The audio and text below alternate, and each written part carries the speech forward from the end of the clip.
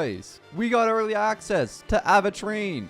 Okay, not really. We didn't actually get early access to Aventurine, but with the new system, with the side stories, we now get our very first chance to take a look at Aventurine's kit and watch him spray cologne on himself. That's a weird animation. So today, we are going to take our very first look into Aventurine's kit, talk about if it's worth rolling for him or not, and see how he compares to some of the other 5-star supports in the game. And also talk about that weird heart-shaped hole in the middle of his costume. Is that a new design trend? I don't know. We'll figure it all out here today. But anyways, let's go talk about Aventurine. Oh, and also, we're trying to hit 100,000. So subscribe!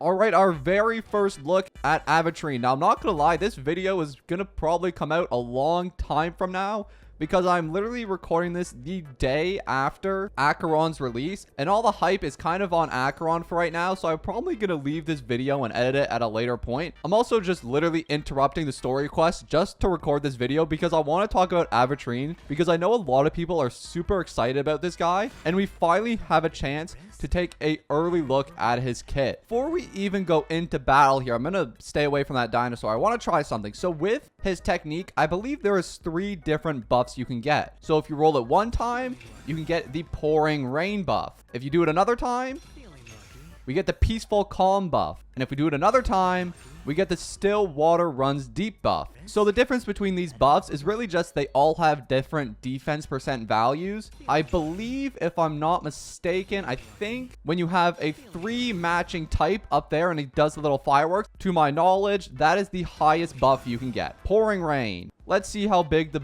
pouring rain buff is. Pouring rain is going to be a 60% defense percent boost. Now that's pretty crazy. That is a lot of defense. And it applies to all of our characters for 3 total turns. The one below pouring rain, which is still water runs deep, is going to give you a 36% defense buff. Peaceful Calm is the worst of the 3 buffs and gives you the lowest defense percent. However, if you keep re-rolling, it will just give you the highest defense percent buff that you get from all your rolls. So if you constantly re-roll, you are just going to get the highest of whichever one you picked, which for me was Pouring Rain. But anyways, now that we've talked about his technique a little bit, let's go into battle here. So we're going into battle with, of course, a huge 60% buff in our defense for all of our characters because of the Aventurine buff. Now, that's not the only great thing about his kit. Now, we can't look at everything here, and this probably won't be final as far as I know, but we can at least get the basic idea of all of his abilities. So let's bring him up here. Welcome to the front line, Aventurine. First thing we can do is just throw up a quick defense, which provides all our allies with a fortified wagered shield, which this shield is also stackable. So if we click E again, it's going to increase our shield amount to the point where no enemy will ever be able to kill us. And what's nice about this shield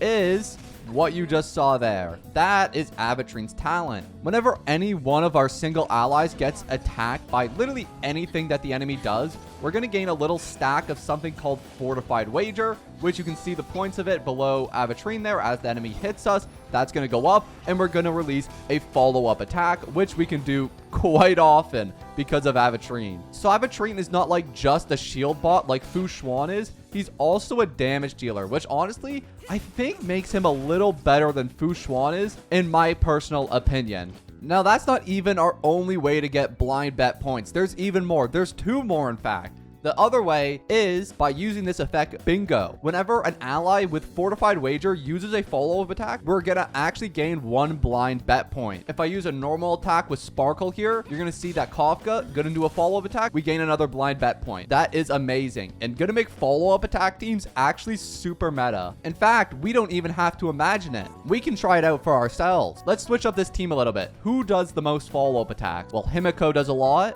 If we get Topaz in here, she does a ton. And then I guess we could get Dr. Ratio as well. Oh my goodness, this team's gonna be cracked. We're actually gonna have like the ultimate follow-up attack team. This is gonna be insane. I'm just thinking about how many rotations we can get off now of Aventrine's follow-up attack. We're going to get this up so quickly. Not to mention with them hitting us, we already almost have it up. Like, look at that. We haven't even had a turn yet, and it's already up. Unfortunately, Himiko won't actually be all that good here because none of the enemies are actually weak to anything that Himiko does. So, unfortunately, we won't get her follow-up attack. But we'll still get Dr. Ratios, which is still good. Not to mention, we haven't even talked about Aventrine's burst yet. This is just another way which you can get even more follow-up attack points. His ultimate is going to give you a random amount of blind bet points and inflict unnerved on a single enemy. We'll talk about the unnerved debuff effect in a second here. Let's see its ultimate animation. Come on now. This is so sick. Oh my goodness, bro. We're getting so many follow-up attacks. Another one, another one. Now, where's that debuff? Unnerved. Increases our crit damage by any of our allies to attack this unit by 15%. Now, that's just a really nice debuff ability. And I think that about covers everything I want to talk about in Aventrine's kit. Now, let's just watch as we destroy the enemy with follow-up attacks. Hit me, coward. 6. And we go again. Drop it on its head. It's actually doing crazy damage. It almost makes me wonder if you want to run Aventrine with like defense support relics or if you want to run him with DPS relics. It's going to be interesting to see. Anyways, let's just casino the enemy again. Goodbye. 4 points. I'm telling you guys what, the follow-up attack meta is coming. And it's coming fast. With the introduction of Aventrine, not to mention the amazing follow-up characters that we already have, and characters like Dr. Ratio and Topaz, the follow-up attack meta may be a real thing. And I'm excited for it. And that, my friends, is why the follow-up attack meta is coming to Honkai Star Rail. Let's go. I'm excited for it. Now, before we end today's video, because I am mostly done talking about Aventrine, I think we got to see everything I wanted to see. I do want to quickly touch on some of his banners, because his banner is coming out, and it's coming out fast. Now, this is a very good banner. Now, as of time of recording this, I don't believe we have any information on his light cone yet, so I won't touch on that. But I do just want to touch on a couple of the 4 stars on the Aventrine banner. When you have Lynx, Luca, and Serval on the same banner, it's going to be a damn good banner. Now, the unfortunate thing is that Lynx is like completely and utterly outclassed by Aventrine in like every sense of the word. So it's almost like, why would you ever need a Lynx if you have an Aventrine? Serval, though, is a pretty good 4-star DPS. I really like using her with Kafka. Is one of my favorite comps in the game, and she has actually helped me out a ton over my time in Honkai Star Rail. And then the last one, Luca, is actually a really good 4-star and a lot of Nihility meta comps. So I actually think Luca is a great addition for almost any account. So is it worth it to roll on the Aventrine banner? The short answer, in my opinion, hell yes. In my personal opinion, I think he's probably the best sustainer. Like, Fushuan is obviously the best we've had so far just because you can't die when she's on the field. But I think because of the damage output that Aventrine has, and the fact that you can not only, you know, make your characters live longer, but also deal like an insane amount of damage, I think makes them absolutely overpowered in that sense. Although for pure survivability, I still think Fushuan may be a little higher. But let me know what you think in the comments below. I think for right now, that is going to be the end of today's video. I hope you guys enjoyed this one, and I hope you're going to roll for Aventrine. Am I? We'll see. But anyways, thank you guys so much for watching, and I'm going to see you all in the next one. Peace.